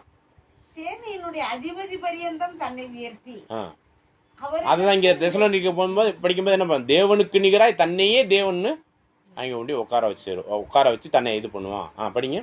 அவரிடத்திலிருந்து அன்றாட பலியை நீக்கிட்டு அவருடைய பரிசுத்த ஸ்தானம் தள்ளுண்டது. பாதகத்தின் நிமித்தமும் அன்றாட பலியோடும் கூட சேனையும் அதற்கு ஒப்பு கொடுக்கப்பட்டது. இந்த சின்ன கொம்பு பெரிய கொம்பா மாறி தன்னுடைய மகிமையான அந்த பொசிஷன்ல தன்னையே தேவனுக்கு நிகரா ஒப்பு கொடுத்து தன்னையே உயர்த்தி கொள்ளும் பொழுது முழு தேவனுடைய சேனையே அவன் என்ன பண்ணிடுவானா? இந்த சின்ன கொம்பு கூட ஒப்பு கொடுத்துருவாங்களாம். அந்த அளவுக்கு இந்த பாலாக்கு மறுவறுப்பு மோசமான கேரக்டர்ல இந்த ஒரு செயல்பாடை செய்யும். தொடர்ந்து வாசிங்க. அது சத்தியத்தை தரையிலே தள்ளி, அதுதான் விசுவாச துரோகம் முந்தி நேரிட்டு கேட்டின் மகனாகிய பாவ மனுஷன் வெளிப்பட்டால் ஒழிய. அப்படிங்கும் போதுதான் சத்தியம் என்னும் இந்த மகா பரிசுத்தமான சத்தியம் ஆகிய பைபிள் காரியங்கள் எல்லாம் என்ன பண்ணிடும்? கீழே தள்ளிட்டு அது கிரியை செய்து அனுகூலம் அடைந்தது. அது தீமையான விஷயத்துக்கு எல்லா வகையிலும் வளர்ந்திருக்கும். இதுதாங்க இன்ஃபார்மேஷன் தானியேல்ல. எதை பத்தி? 2ஆம் வருகைக்கு முன்பாக பாலாக்கு மறுவறுப்பை குறித்து வாசிக்கிறவன் சிந்திக்க கடவன். அதை பரிசுத்த ஸ்தலத்தில் இருக்க காணும் பொழுது நம்ம எங்க ஓடிடணும்? சரிங்களா? இப்ப வரையும் நம்மளுக்கு அது மாதிரி தெரியல. அப்படித்தானே? எது இந்த பாலாக்கு மறுவறுப்புங்கிற ஒரு சின்ன கொம்பு ஒரு பெரிய கொம்பாகி நம்முடைய ஆண்டவரும் கிறிஸ்துவுக்கு நிகராய் தன்னையே உயர்த்தி பரலோகத்துக்கே போற அளவுக்கு போய் அந்த அன்றாட பலியையும் சத்தியத்தையும் கீழே தள்ளி பாலாக்கு மறுவறுப்பை பரிசுத்த ஸ்தலத்துல ஸ்தாபிச்சிருக்கிறானா? தேவனுடைய ஆலயத்தில் தன்னையே தேவன் காமிச்சுக்கிட்டு இருக்கிறானா அப்படின்னு ஒரு கேள்வியை கேட்டோம்னா அதற்கான பதில் அப்படிலாம் ஒன்றும் நடந்த மாதிரி தெரியலங்க. அப்படித்தானே? அப்படி சொல்லலாமா? இல்லை இருக்கிறாங்களா? அப்படி எதுவும் இருக்குதான்னு கேட்குறேன். அப்படி இல்லாத வரை நம்ம இதை என்ன பண்ணிக்குவோம்? இப்போ ஒரு கேள்வி போட்டுட்டு இந்த இன்ஃபார்மேஷன் என்னதுங்க பெண்டிங்கில் வச்சிடலாம். சரிங்களா? ஆனால் விஷயம் என்னன்னா பைபிளை எப்படி படிக்கணுங்கிறதுக்கான ஒரு முன்னோட்டத்தில் தான் இதை கொண்டாந்து அப்படி ஓப்பன் பண்ணி பார்த்துட்டு இப்போ க்ளோஸ் பண்ணுறாங்க. சரிங்களா? எதை பற்றி? இந்த பாலாக்கு மறுவறுப்பை பற்றி. ஆனால் நம்மளுடைய காரியம் இதில் நம்ம என்ன புரிஞ்சுக்கலாம் அப்படின்னு பார்த்தீங்கன்னா, நாம குழந்தைகளா இருக்கிறோமா? பால் குடிக்கிற நிலைமையிலே இருக்கிறோமா? நம்ம என்ன பண்ணணும்? இந்த பால் பாட்டிலாம் தூக்கி எறிஞ்சிட்டு தேவன் கொடுக்கக்கூடிய அந்த வளர்ச்சிக்குரிய ஒரு விஷயத்தை பால் குடி மறந்து யாருக்கு நான் அறிவை போதிப்பேன், யாருக்கு நான் உபதேசத்தை உணர்த்துவேன்னா இந்த சின்ன பிள்ளைத்தனமான ஒரு விஷயத்துல நம்ம பைபிளே படிக்காம நம்மளுடைய வாழ்க்கையை ஆவிக்குரிய வளர்ச்சிக்குள்ள கொண்டாடாம இருக்கிறோம்னா, அன்புக்குரிய சகோதர சகோதரிகளை நம்மளுக்குள்ள இவ்வளவுலாம் இருக்கே அப்படிங்கிற ஒரு வைராக்கியத்துல இன்னும் இல்லைந்தாச்சும் நம்ம என்ன பண்ணுவோம்? அட்லீஸ்ட் ஒரு அதிகாரமாச்சும் படிச்சுட்டு நம்ம என்ன பண்ணுவோம்? ஜெபம் பண்ணிட்டு தூங்கலாம். சரிங்களா? ஒவ்வொரு நாளும் நிச்சயமாவே ஒரு வருஷத்துக்குள்ள பைபிள் படிச்சு முடிச்சிடலாம். என்னதான் விஷயம் இருக்குங்கிறத நம்ம என்ன பண்ணிடலாம்? பைபிள்ல நம்ம புரிந்து கொள்ளலாம். அந்த வகையில இந்த ஒரு கூடுகையில சத்தியம் என்றால் என்ன அப்படிங்கறதனுடைய விஷயத்துல வழி என்னன்னு கண்டுபிடிச்சிட்டோம். ஜீவனுக்கான ஒரு விஷயத்த புதிதும் ஜீவனுமான வழியில சத்தியம் அப்படிங்கிற ஒரு விஷயம் நம்மளுக்கு கிடைத்து விட்டது. கிடைச்சிருச்சா இல்லைங்களா? இதுவரையும் வசனமா இருந்தது ஒரு சில விஷயம் நம்மளுக்கு என்னவா இருக்குதுங்க?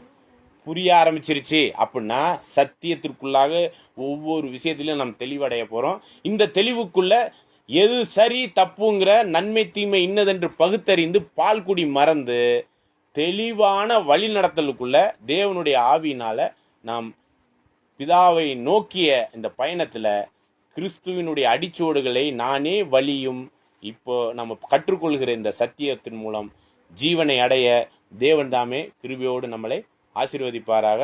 ஆமென்.